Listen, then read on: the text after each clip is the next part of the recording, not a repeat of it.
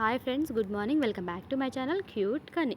So నేనైతే ఈరోజు మా హాస్టల్ స్టైల్ సొరకాయ పులుసు అయితే చూపించాలనుకుంటున్నాను.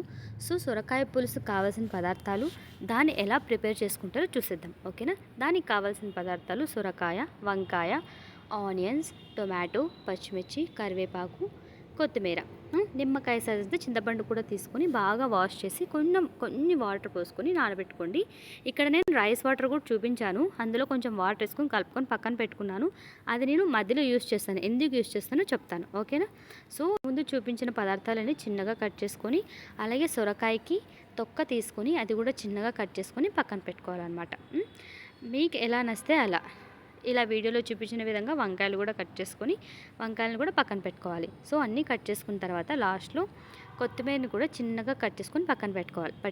ఇప్పుడు తయారు చేసే విధానం అయితే చూసేద్దాం. దానికి ముందుగా ఒక కడాయి పెట్టుకొని కడాయిలో తగినంత నూనె వేసుకొని వేగాక ఆవాలు, జీలకర్ర వేసుకొని అవి కూడా వేగాక కొన్ని ఎండుమిర్చి వేసుకొని కరివేపాకు, పచ్చగా దంచిన వెల్లుల్లి వేసుకొని వేగాక ఇందులో ఇంతకుముందు సన్నగా తరిగి పెట్టుకున్న పచ్చిమిర్చి, ఆనియన్, ఇందులోనే సొరకాయ ముక్కలు, వంకాయ ముక్కలు, టొమాటో ముక్కలు ఇవి కొంచెం త్వరగా మగ్గడానికి కొంచెం సాల్ట్ వేసుకొని మగ్గించుకోవాలి. మీరు ఏ వంట చేసినా కూడా అవి త్వరగా మగ్గాలంటే కొంచెం సాల్ట్ వేసుకొని కాసేపు మూత పెట్టుకుంటే త్వరగా మగ్గుతాయి అన్నమాట.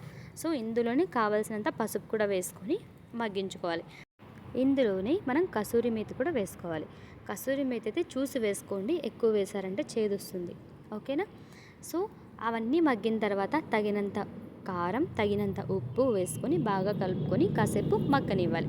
మగ్గిన తర్వాత ఇంతకుముందు మనం చింతపండు నానబెట్టుకున్నాం కదా, సో ఆ గుజ్జునంతా నీట్గా తీసుకొని ఇందులో అయితే పోసుకోవాలి.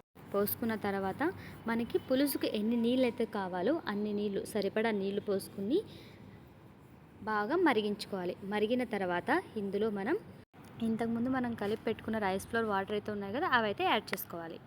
ఎందుకంటే చిక్కదనం కోసం. కాసేపు తర్వాత కొంచెం బెల్లం కూడా వేసుకోవాలి. 2 నిమిషాలు మరిగించుకోవాలి. మరిగిన తర్వాత ఇందులోని మెంతి పొడి, ధనియాల పొడి, సాంబార్ పొడి వేసుకొని 2 నిమిషాలు మరిగిన తర్వాత లాస్ట్లో కొత్తిమీర వేసుకుంటే రెడీ. సో మీకు ఈ వీడియో నచ్చినట్లయితే please like, share and subscribe. Thank you. Bye.